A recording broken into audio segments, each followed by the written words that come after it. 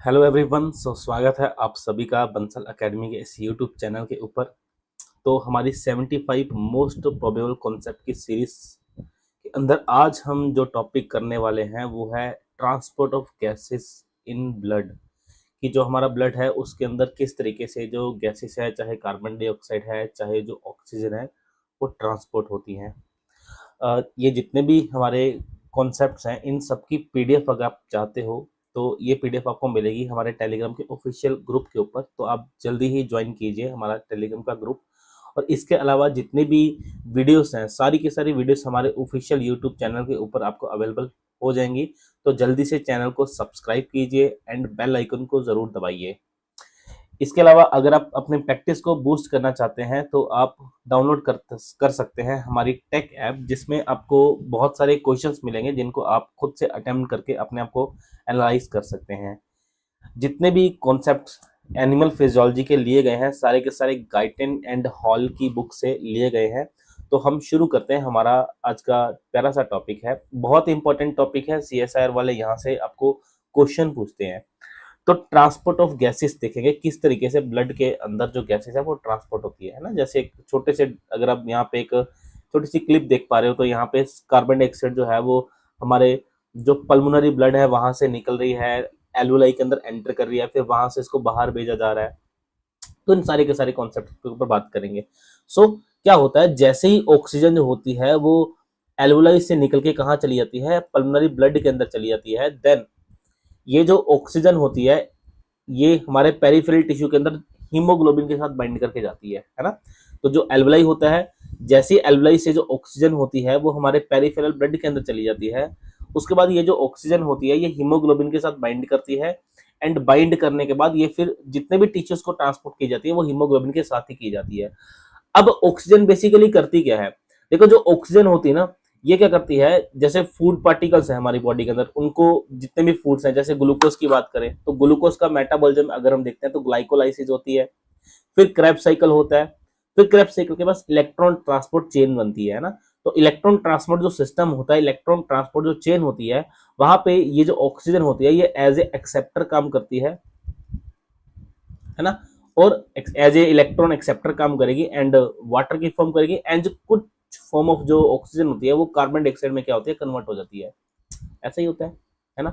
तो अब ये जो CO2 बनती है बेसिकली यही जो कार्बन डाइऑक्साइड होती है, फिर ये क्या करती है, ये ब्लड के अंदर एंटर करती है, वहां पे रिएक्ट करती है कुछ केमिकल से। सारी की सारी चीजों को आगे पढ़ेंगे। और केमिकल से रिएक्ट करने के बाद फिर उसका जो ट्रांसपोर्टेशन होता है उसको 15 to 20 टाइम इंक्रीज हो जाता है ट्रांसपोर्टेशन। ठीक है जी। तो रिपीट कर देता हूं, देखो ऑक्सीजन एंटर करी एल्वुलाई से, लंग्स के अंदर गई है ना, लंग्स में एल्वुलाई के अंदर गई, एल्वुलाई से वो डिफ्यूज करके ब्लड के अंदर चली गई है, हीमोग्लोबिन के साथ बाइंड करेगी। अब वो जो ब्लड है वो पूरी बॉडी के अंदर सर्कुलेट करेगा, वहां से टिश्यूज के पास पहुंचेगा, टिश्यूज ऑक्सीजन को लेंगे, बदले में कार्बन डाइऑक्साइड को देंगे, और वो जो कार्बन डाइऑक्साइड होती है वो ब्लड के अंदर अलग अलग कंपोनेंट के साथ रिएक्ट करके फिर वो ट्रांसपोर्ट होती है, वापस एल्वुलाई के पास आती है, वहां से कार्बन डाइऑक्साइड को बाहर निकाला जाता है, ऑक्सीजन को फिर एक्सेप्ट किया जाता है। तो ये जो चेन है, ये जो साइकिल है, ये लगातार लगातार चलता जाता है। तो सबसे पहले तो हम ये देखेंगे कि ऑक्सीजन का ट्रांसपोर्ट कैसे होता है हमारे लंग्स से बॉडी टिश्यूज के अंदर। देखो बेसिकली क्या होता है, जैसे ही एल्वुलाई से ऑक्सीजन जो है वो हमारी पल्मोनरी कैपिलरी ब्लड के अंदर आती है तो ये क्या करती है, इसका पार्शियल प्रेशर हाई होता है। देखो एल्वुलाई के अंदर अगर हम देखेंगे, एल्वुलाई के अंदर ऑक्सीजन का जो पार्शियल प्रेशर है वो 104 mm के आसपास होता है, जबकि पल्मोनरी आर्टरी के अंदर ऑक्सीजन का जो प्रेशर होता है वो 40 mm के आसपास ही होता है। अब सारा का सारा जो खेल होता है ना वो पार्शियल प्रेशर का ही होता है, फिजिक्स का खेल है सारा का सारा। अब यहाँ पे हमारे ब्लड के अंदर ऑक्सीजन की कॉन्सेंट्रेशन जो है, ऑक्सीजन का जो पार्शियल प्रेशर है वो लो है, जबकि एल्वुलाई के अंदर पार्शियल प्रेशर क्या है, ज्यादा है। तो ऑक्सीजन जो होती है वो एल्वुलाई से कहाँ आती है, वो एल्वुलाई से ब्लड के अंदर आती है। और जैसे ब्लड के अंदर आती है, अब ब्लड के अंदर जो ऑक्सीजन का पार्शियल प्रेशर होता है वो 104 mm के आसपास पहुंच जाता है। अब यही जो हायर पार्शियल प्रेशर होता है ऑक्सीजन का, ये चला जाता है, ये टिश्यूज को प्लस सप्लाई हो जाता है, ये किसको सप्लाई कर दिया जाएगा, टिश्यूज को। अब टिश्यूज के अंदर क्या होता है कि ऑक्सीजन तो कम होती है, ऑक्सीजन तो वहां पे टिश्यूज के अंदर कम है, लेकिन ब्लड के अंदर टिश्यू ज्यादा है, तो वहां से जो ऑक्सीजन होती है वो टिश्यूज के अंदर क्या करती है, बाइंड कर जाती है ना, मतलब एंटर कर जाती है। इसके अलावा ये बाइंड किसके साथ करती है, हीमोग्लोबिन के साथ। अब ये जो हीमोग्लोबिन होता है ये रेड कलर का एक आयरन कंटेनिंग पिगमेंट होता है, और बेसिकली जब भी हीमोग्लोबिन जो होता है वो ऑक्सीजन के साथ क्या करता है, बाइंड करता है। जब भी हीमोग्लोबिन जो है वो ऑक्सीजन के साथ क्या करेगा, बाइंड करेगा, ये 4 मॉलिक्यूल ऑफ ऑक्सीजन के साथ बाइंड करेगा, तो ये हमेशा रिवर्सिबल मैनर में क्या करता है, बाइंड करता है, हमेशा रिवर्सिबल मैनर में बाइंड करेगा। रिवर्सिबल मैनर में बाइंड करने का मतलब है कि ये कभी भी ऑक्सीजन के साथ बाइंड कर सकता है और कभी भी ऑक्सीजन को लीव कर सकता है ना। तो इसका कॉन्सेप्ट भी आगे समझेंगे कि ऐसे कौन कौन से फैक्टर्स हैं जो इसकी जो अफेक्टिविटी होती है, बेसिकली एफिनिटी होती है ऑक्सीजन को लेके, उसके ऊपर इफेक्ट करते हैं ना। सो ऑक्सीजन होती है, it can bind with haemoglobin in reversible manner to form oxyhaemoglobin. मतलब ये जो कंपाउंड बना है ये क्या बन गया, this is called oxy haemoglobin बन गया, ये बन गया ऑक्सी हीमोग्लोबिन बन गया। ठीक है। सो हर हीमोग्लोबिन जो होता है वो 4 ऑक्सीजन के मॉलिक्यूल्स को कैरी करता है, एंड ये जो हीमोग्लोबिन की बाइंडिंग होती है ऑक्सीजन के साथ ये पार्शियल प्रेशर के ऊपर डिपेंड करती है ना। ये किसके ऊपर डिपेंड करेगी, पार्शियल प्रेशर के ऊपर। और जब हम हीमोग्लोबिन की जो एफिनिटी होती है, इसकी एफिनिटी को जब हम ऑक्सीजन के साथ देखते हैं कि ऑक्सीजन की जो एफिनिटी है हीमोग्लोबिन के लिए, जब हम इसके लिए एक ग्राफ ड्रॉ करते हैं तो वो एक सिग्मोइड, इस तरीके से एक सिग्मोइड कर्व आती है ना। तो देखते हैं सिग्मोइड कर्व को, ये देखो, मतलब ये सारा का सारा जो फंडा होता है वो सिर्फ और सिर्फ किसके ऊपर डिपेंड करता है, पार्शियल प्रेशर के ऊपर। जब ऑक्सीजन का पार्शियल प्रेशर जो था वो 10 था, उस टाइम पे 10% जो हीमोग्लोबिन सैचुरेशन था। अब सैचुरेशन का मतलब क्या होता है कि मान के चलो कि 100 के आसपास, सपोज करो 100 हीमोग्लोबिन थे, 100 में से जब 10 हीमोग्लोबिन जो थे वो ऑक्सीजन के साथ बाइंड कर चुके, तो मैं बोलूंगा इसकी सैचुरेशन क्या है, 10% है। तो सैचुरेशन का मतलब होता है कि कितने हीमोग्लोबिन, कितने परसेंट जो हीमोग्लोबिन है वो ऑक्सीजनेटेड हो चुका है, वो ऑक्सीजन के साथ बाइंड कर चुका है। ऐसे ही जब 20 पार्शियल प्रेशर होता है, 20 पार्शियल प्रेशर होगा ऑक्सीजन का, उस टाइम पे तकरीबन 25 के आसपास जो हीमोग्लोबिन होता है वो क्या होता है, वो बिल्कुल बिल्कुल वो क्या होता है, ऑक्सी हीमोग्लोबिन के अंदर कन्वर्ट हो चुका है, सैचुरेट हो चुका है। जब 40 के आसपास पार्शियल प्रेशर होता है तब 70% के आसपास जो हीमोग्लोबिन होता है वो ऑक्सीजन के साथ बाइंड कर चुका है। और ऐसे ही जब 90 के आसपास, 90 के आसपास जब ब्लड प्रेशर होता है तो उस टाइम पे भी तकरीबन 95% के आसपास जो ऑक्सीजन होता है वो हीमोग्लोबिन के साथ बाइंड कर चुका होता है ना। ओके, पॉइंट क्लियर हुआ। तो इसीलिए मतलब ऐसा होता है ना कि जब भी हमारा जो ब्लड होता है बेसिकली वो लंग्स के अंदर एंटर करता है, जब भी जो ब्लड टिश्यू से वापस आ रहा है क्या आएगा, जैसी जो ब्लड है वो हार्ट से लंग्स के अंदर आएगा, तो एक बार तो उसके अंदर क्या है, हीमोग्लोबिन, मतलब एक बार तो उसके अंदर ऑक्सीजन का लेवल क्या होता है, कम होता है ना। तो धीरे धीरे जैसे लंग्स के अंदर एंटर करता है, लंग्स के अंदर क्या होता है, ऑक्सीजन का पार्शियल प्रेशर हाई होता है, तो हीमोग्लोबिन जो है वो ऑक्सीजन के साथ बाइंड करना शुरू करता है, वो सैचुरेट होना शुरू करता है। और एक टाइम ऐसा आता है कि जैसे ही जो ब्लड होता है जब लंग्स को लीव करके जाता है उस टाइम पे तकरीबन जो एफिनिटी होती है, जो सैचुरेशन होती है वो तकरीबन 95 से 100% के आसपास क्या होती है, सैचुरेशन होती है। कब, जब जो हीमोग्लोबिन होता है वो ब्लड को लीव करके जाता है। जैसे ही पहले जो वीनस ब्लड आता है, जो बेसिकली हमारे टिश्यू से ब्लड हार्ट में आएगा, हार्ट से ब्लड जो लंग्स के अंदर आता है तो उसके अंदर ऑक्सीजन कम होती है, तो ऑक्सीजन अगर कम होगी तो हीमोग्लोबिन जो है वो कम सैचुरेट होगा। जैसे लंग्स के अंदर डिफ्यूजन चलता है ऑक्सीजन का, ऑक्सीजन जैसे डिफ्यूज करती है ब्लड के अंदर, धीरे धीरे ऑक्सीजन का पार्शियल प्रेशर बढ़ता है एंड इधर से हीमोग्लोबिन की सैचुरेशन भी बढ़ती है। हीमोग्लोबिन जो है वो ऑक्सीजन के साथ बाइंड भी करता है लगातार, और जब जो हमारा ब्लड होता है वो लंग्स को लीव करके जाता है उस टाइम तक जो हीमोग्लोबिन होता है वो अप्रोक्सीमेटली 95 टू 100% के आसपास क्या हो चुका होता है, सैचुरेटेड हो चुका होता है ना। तो इसका मतलब यह है कि जो हमारी हीमोग्लोबिन होती है बेसिकली ये ऑक्सीजन के साथ बाइंड करती है, कब, जब ऑक्सीजन का पार्शियल प्रेशर क्या होता है, हाई होता है।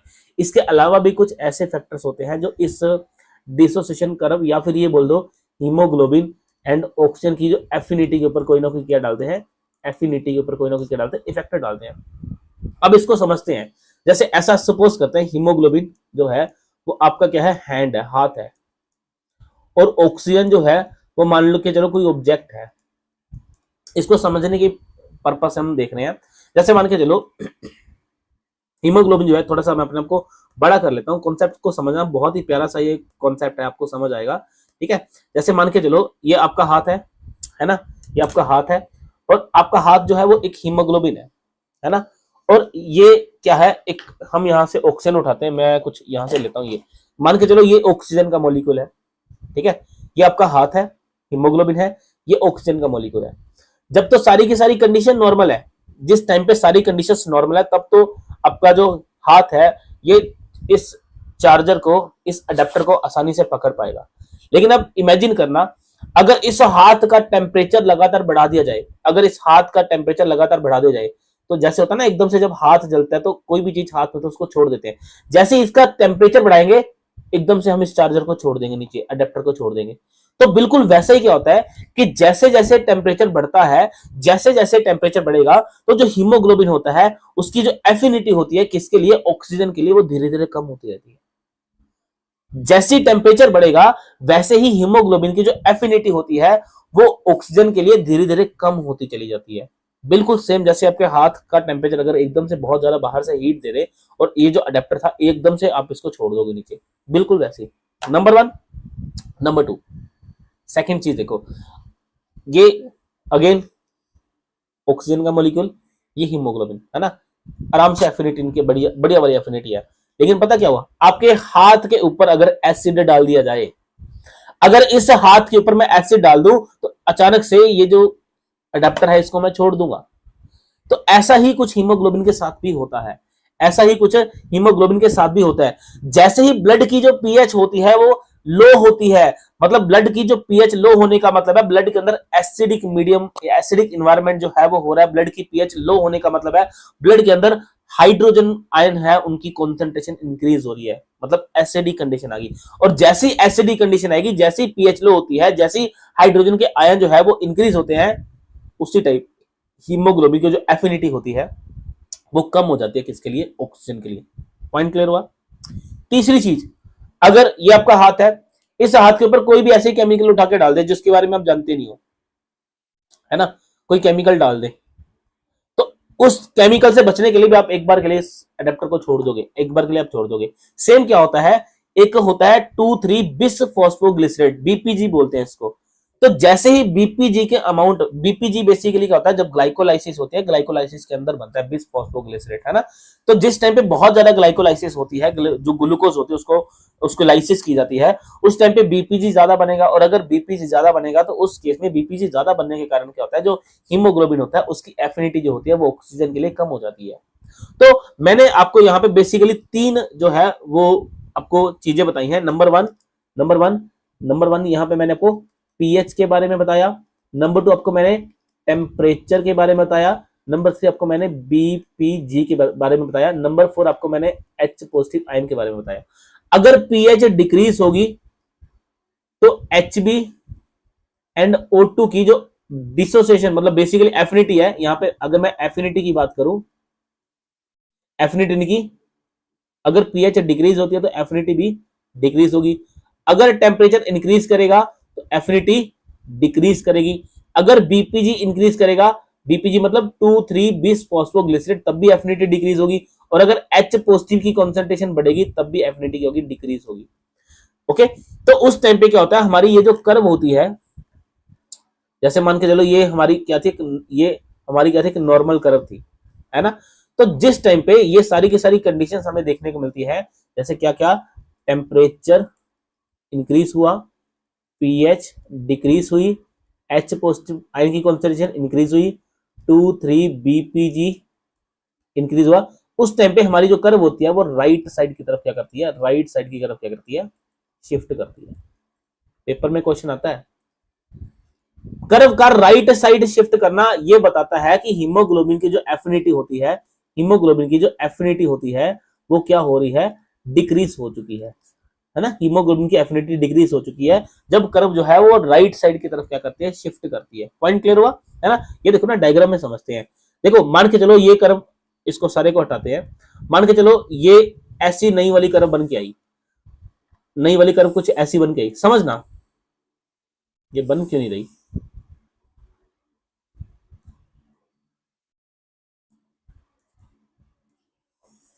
देखो, हाँ देखो, कर्व राइट साइड शिफ्ट कर गई है। हम यहां देखते हैं, जो हमारी कर्व राइट साइड शिफ्ट की है, पहले क्या था 40 जब पार्शियल प्रेशर था ऑक्सीजन का, उस टाइम पे हीमोग्लोबिन जो था वो 70% के आसपास का था, सैचुरेटेड था। क्योंकि अब हीमोग्लोबिन की जो एफिनिटी है वो डिक्रीज हो चुकी है, हीमोग्लोबिन जो है वो ऑक्सीजन के साथ बाइंड नहीं करेगा। अब 40 पार्शियल प्रेशर के ऊपर जो हीमोग्लोबिन की सैचुरेशन है वो सिर्फ और सिर्फ 30 बची। तो राइट साइड शिफ्ट कर्व होने का मतलब होता है कि हीमोग्लोबिन की जो एफिनिटी होती है वो डिक्रीज होती है। और इसके पीछे कौन से फैक्टर्स होते हैं? टेम्परेचर हो सकता है, पीएच हो सकती है, एच पॉजिटिव आयन हो सकते हैं, 2,3 बीपीजी हो सकता है। और उल्टी रिवर्स कंडीशन करते हैं, अगर टेम्परेचर को क्या किया जाए, डिक्रीज कर दिया जाए तो कर्व लेफ्ट साइड शिफ्ट कर जाएगी।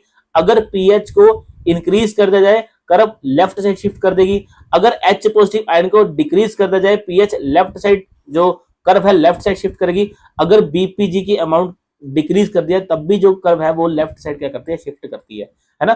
तो ये बहुत इंपॉर्टेंट कॉन्सेप्ट है सीएसआईआर पॉइंट ऑफ व्यू से। CSIR oxygen haemoglobin dissociation curve के ऊपर डायरेक्ट क्वेश्चन पूछता है। तो ये सारी की सारी वो कंडीशंस हैं जिन कंडीशन से हमें पता चलता है कि कौन कौन से ऐसे फैक्टर्स होते हैं जो हीमोग्लोबिन एंड ऑक्सीजन की जो एफिनिटी होती है उसके ऊपर अफेक्ट डालते हैं। आई होप ये सारी की सारी चीजें आपको क्लियर हुई होंगी, है ना। तो नेक्स्ट हम बात करते हैं, हमारे ये सारे के सारे फैक्टर्स हैं, देखो जितने भी आपको मैंने बताए ना, जितने भी आपको फैक्टर्स मैंने बताए हैं। अच्छा, एक फैक्टर तो भूल ही गए, अगर कार्बन डाइऑक्साइड की कॉन्सेंट्रेशन ब्लड के अंदर इंक्रीज होती है तो ये भी क्या करती है, हमारी जो कर्व होती है उसको क्या करती है, राइट साइड शिफ्ट करती है, मतलब एफिनिटी को डिक्रीज करेगी, है ना, रिड्यूस करेगी। चलिए नेक्स्ट बात करते हैं कि किस तरीके से कार्बन डाइऑक्साइड जो होती है वो ट्रांसपोर्ट की जाती है ब्लड के अंदर। अब कार्बन डाइऑक्साइड का अलग ही फंडा है, ये जो होती है ये 7% के आसपास जो कार्बन डाइऑक्साइड होती है वो डिसॉल्व स्टेट के अंदर ट्रांसपोर्ट की जाती है, मतलब ब्लड के अंदर जो प्लाज्मा होता है बेसिकली उस प्लाज्मा के अंदर डायरेक्ट डिसॉल्व कर जाएगी।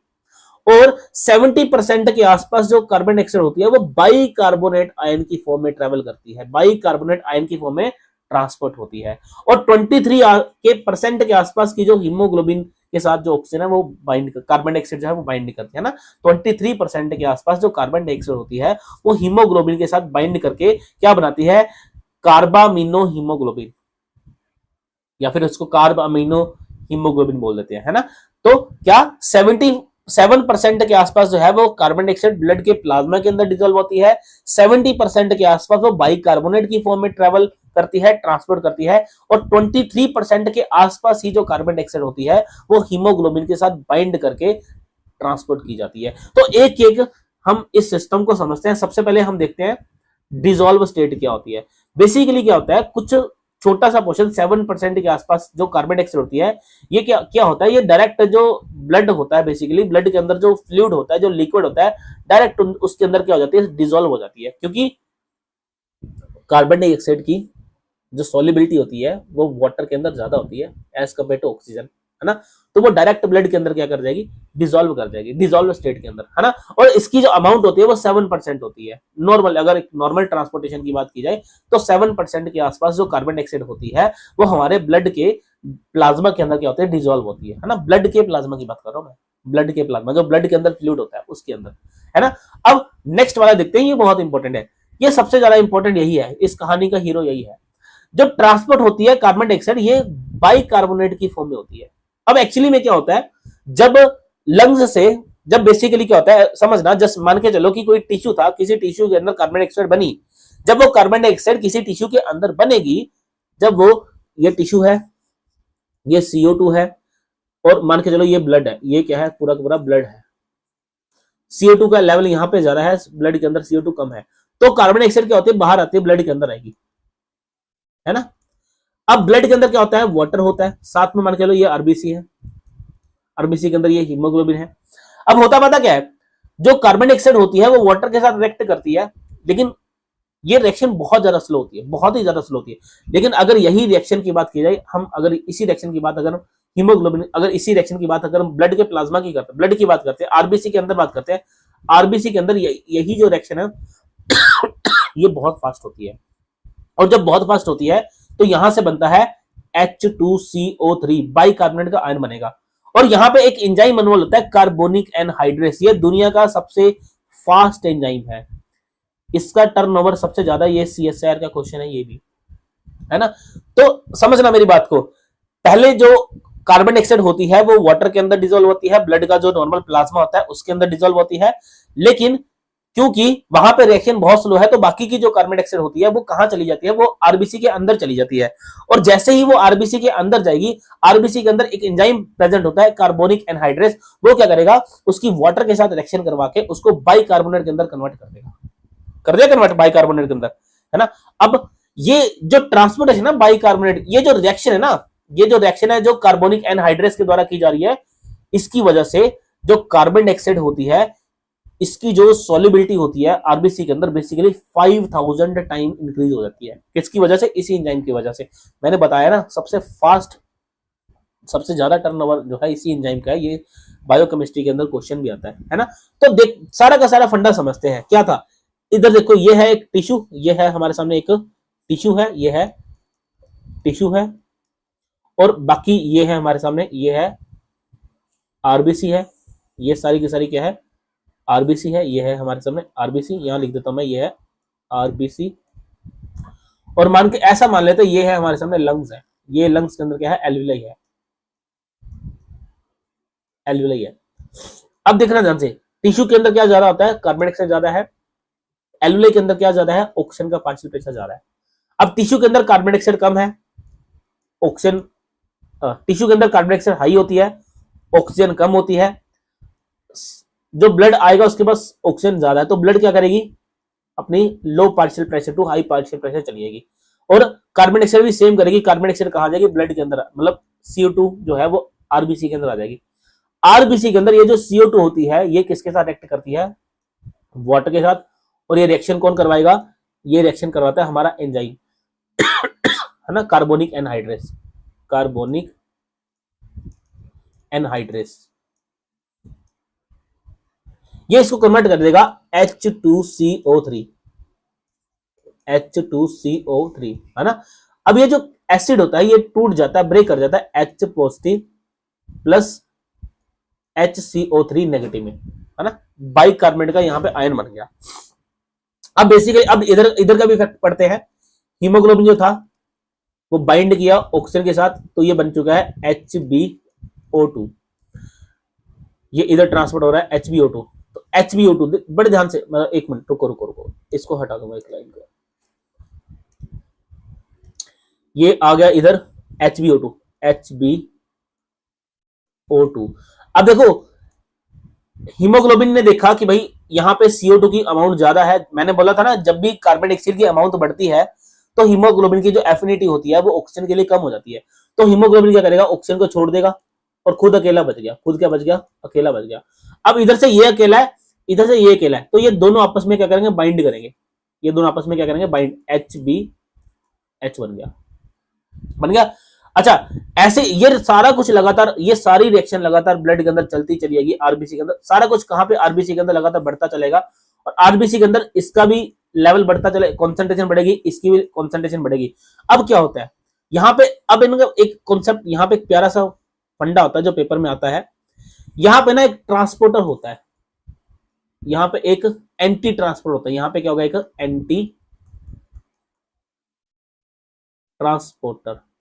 वो पता क्या करता है, वो इस बाइकार्बोनेट के आयन को आरबीसी के बाहर प्लाज्मा में भेज देगा और बदले में क्लोरीन जो आयन है उसको क्या करेगा, आरबीसी के अंदर लेगा, बदले में क्लोरीन को आरबीसी के अंदर लेगा। तो ये सारा कुछ चलता चला जाएगा। कब, जब जो हमारा ब्लड है वो नॉर्मल ट्रेवल कर रहा है ना। तो अब यहाँ पे ध्यान देखो, ये जो HCO3 है, ये जो बाइकार्बोनेट का आयन है, ये बना कहां से, एक्चुअली में ये इसी कार्बन डाइऑक्साइड से बना। ये जब कार्बन डाइऑक्साइड थी, कार्बन डाइऑक्साइड ने क्या किया, वाटर के साथ एक्ट किया, बाइकार्बोनेट बनाया, बाइकार्बोनेट ने H पॉजिटिव को रिलीज कर दिया, क्योंकि यही क्या होता है, एक एसिड होता है, एसिड H पॉजिटिव रिलीज कर देते हैं। H पॉजिटिव जो था, हाइड्रोजन जो आयन था वो हीमोग्लोबिन के साथ बाइंड किया और इसने अपना कॉम्प्लेक्स की फॉर्मेशन कर दी। जो बाइकार्बोनेट का आयन था उसकी कॉन्सेंट्रेशन लगातार बढ़ रही थी, तो इसको बैलेंस करने के लिए क्या किया गया, इसको प्लाज्मा के अंदर, ये बाहर क्या है, प्लाज्मा है ब्लड का, इसको प्लाज्मा के अंदर भेजा गया और बदले में क्लोराइड आयन को क्या किया, अंदर ले गया। इस कॉन्सेप्ट को बोलते हैं क्लोराइड शिफ्ट। इसको क्या बोलते हैं, क्लोराइड शिफ्ट बोलते हैं, है ना। और इसका दूसरा नाम होता है हैमबर्गर इफेक्ट, हैमबर्गर इफेक्ट, है ना। अब क्या हुआ, जैसे ही हमारा जो ब्लड है, अब नेक्स्ट देखेंगे, जैसे ही हमारा जो ब्लड होता है वो कहां पे आया, जैसे ही हमारा ब्लड जो है वो एल्वुलाई के पास आ गया। अब एल्वुलाई के जब पास आया तो वापिस से क्या होगा, इस एंटीपोटर के जरिए बाइकार्बोनेट के आयन अंदर आएंगे, HCO3 अंदर आएगा, क्लोरीन बाहर चला जाएगा, नंबर 1। उसके बाद क्या होगा, ये जो HB ये है, ये क्या करेगा, ये टूट जाएगा, ये HB प्लस H पॉजिटिव बनाएगा, और ये दोनों फिर से मिलकर क्या बना देंगे, H2CO3 बना देंगे। ये हीमोग्लोबिन ऑक्सीजन के साथ बाइंड करके फिर से ऑक्सी हीमोग्लोबिन बना देगा। अब ये H2CO3 है, ये जो H2CO3 है ये टूट जाएगा किसके अंदर, वाटर के अंदर प्लस CO2 के अंदर, और CO2 जो है वो कहां चलेगी, वो हमारे एल्वुलाई के अंदर चलेगी, है ना, एल्वुलाई के अंदर चलेगी। और ये जो वाटर है ये फिर से क्या करेगा, यहाँ पे पार्टिसिपेट करेगा। तो इस तरीके से ये सारी की सारी रिएक्शन जो है वो चलती रहती है। सारा कुछ क्लियर हुआ, है ना, सारा कुछ क्लियर हुआ। फटाफट से दोबारा बनाते हैं, इस सारे के सारे कॉन्सेप्ट को देख लेते हैं। बहुत अच्छा कॉन्सेप्ट है, ये समझ आना चाहिए सारा का सारा। तो देखते हैं, ये हमारा है टिश्यू, ये है हमारा टिश्यू है। अब इस बार पता क्या करना है, इस बार मैं लिखता चलूंगा, आप मन में इसको रिवाइज, ये है एल्वुलाई।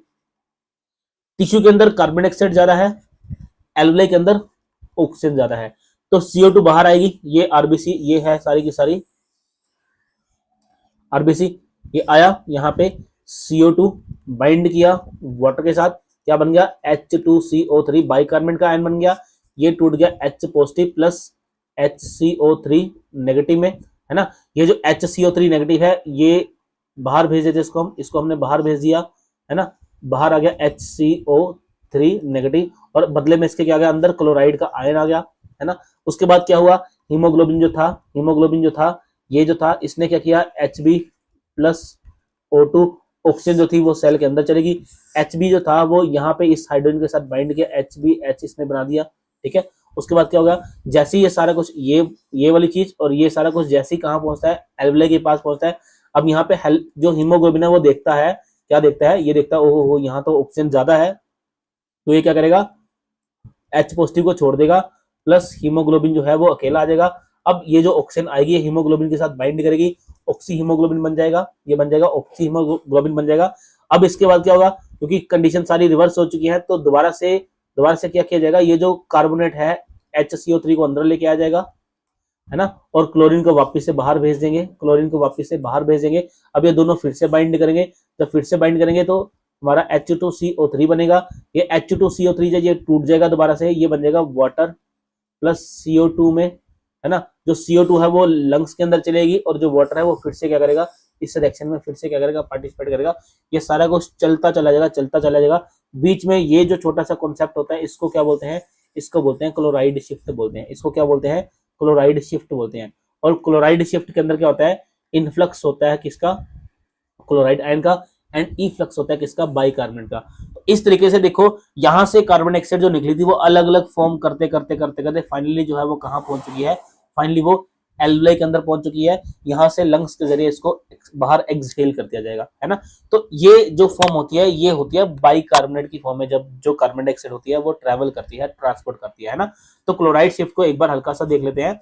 इसमें क्या होता है, मोस्ट ऑफ जो बाइकार्बोनेट के आयन होते हैं एरिथ्रोसाइट के अंदर जो बनते हैं, इनको क्या किया जा रहा है, ट्रांसपोर्ट कर दिया जाता है बाहर एक एंटी ट्रांसपोर्ट के द्वारा। यहाँ पे इनफ्लक्स होता है किसका, क्लोराइड आयन का, है ना। ये देखो क्लोराइड आयन जो है वो इसका इनफ्लक्स हो रहा है, वो अंदर की ओर आ रहा है। एंड ई फ्लक्स होता है किसका, बाइकार्बोनेट आयन का, बाइकार्बोनेट आयन का लिखेंगे यहाँ पे, है ना। तो बाइकार्बोनेट का जो आयन है वो यहाँ से क्या है, प्लाज्मा के अंदर जा रहा है, ब्लड के प्लाज्मा के अंदर जा रहा है। पॉइंट क्लियर हुआ। और इस फिनोमेना को हैमबर्गर शिफ्ट भी बोलते हैं, इसको हैमबर्गर फिनोमेना भी बोला जाता है, ठीक है। तो दो हमने तरीके जो है वो कर लिए हैं। देखो इस तरीके से कार्बन डाइऑक्साइड टिश्यू के अंदर बढ़ी, ये देखो वाटर के साथ रिएक्ट किया, ये बाइकार्बोनेट का आयन बनाया, फिर ये जो हाइड्रोनियम आयन बना था ये हीमोग्लोबिन के साथ बाइंड किया, हो चुका है। उसके बाद क्या होगा, जो बाइकार्बोनेट था इसको बाहर भेज दिया, क्लोरीन अंदर आ गया। तो यही सारा कुछ चलता चला जाएगा, है ना, ठीक है। तो नेक्स्ट जो हम देखते हैं, नेक्स्ट जो है किस तरीके से जो थर्ड टाइप ऑफ ट्रांसपोर्टेशन है, यहाँ पे जो बेसिकली क्या होता है, जो हीमोग्लोबिन होता है, जो यहाँ पे हीमोग्लोबिन जो होगा बेसिकली वो CO2 के साथ क्या करेगा, बाइंड करके क्या बनेगा, कार्बामिनो हीमोग्लोबिन की क्या करेगा, हीमोग्लोबिन बना देगा, है ना। और ये सारा कुछ कहाँ पे होगा, ये सारा कुछ कहाँ पे होगा, ये होगा ये होगा टिश्यू के पास।